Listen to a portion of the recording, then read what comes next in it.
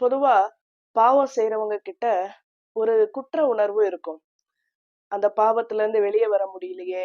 ஐயோ! நம்ம இத செஞ்சுட்டோமே! அப்படின்னு சொல்லி ஒரு குற்ற உணர்வு இருந்துட்டே இருக்கும். இத ஃபீலிங் ஆஃப் சின்ஃபுல் அல்லது கில்ட்டி அப்படின்னு சொல்றோம். குற்ற உணர்வு. இந்த குற்ற உணர்வு வந்து நம்மள நிம்மதியா இருக்கவே விடாது. ஒருவேளை இத பார்த்துட்டு இருக்க யாரோ பாவத்துல அகப்பட்டு அதுல இருந்து வெளிய வர முடியாம மன நிம்மதி இழந்து இத பார்த்துட்டு இருக்கலாம். இந்த குற்ற உணர்வு நம்மள சந்தோஷமாவும் இருக்கவே விடாது. என்ன செய்யணும்? நீதிமொழிகள் 28:13 இப்படி சொல்லுது. தன் பாவங்களை மறைக்கிறவன் வாழ்வடைய மாட்டான்.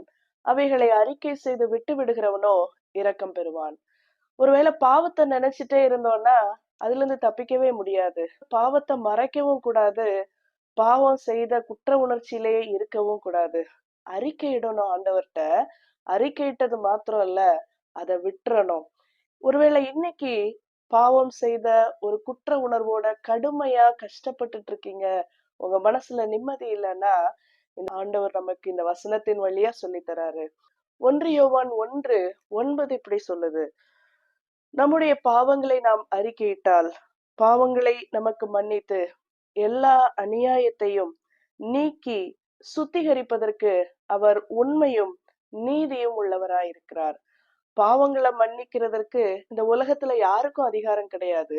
ஆனா நாம அறிக்கையிடும் போது அதை மன்னிக்கிற எல்லா நீதியும் அதிகாரமும் உள்ளது ஆண்டவர் மாத்திரம்தான். அதனால அவருக்கு அந்த அத்தாரிட்டி இருக்கு. நாம் ஆண்டவர்ட்ட பாவங்களை அறிக்கையிட நம்மள வழி நடத்துது.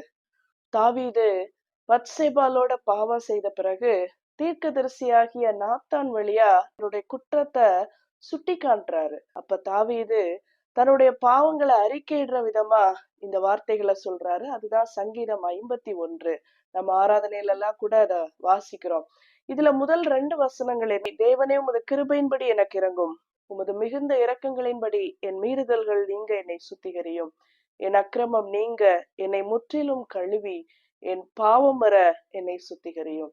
நம்மள சுத்திகரிக்க கூடிய ஒரே ஆற்றல், ஒரே வல்லமை ஆண்டவருக்கு மாத்திரம்தான் இருக்கு. சாதாரணமா கிடையாது. முற்றிலும் பாவம் நீங்கும்படி அவர் நம்மள கழுவி சுத்திகரிப்பாரு. ஒருவேளை இன்னைக்கு பாவ உணர்வோட ஒரு குற்ற உணர்வோட போராடிட்டு இருக்கீங்களா? மனசுல நிம்மதி இல்லையா?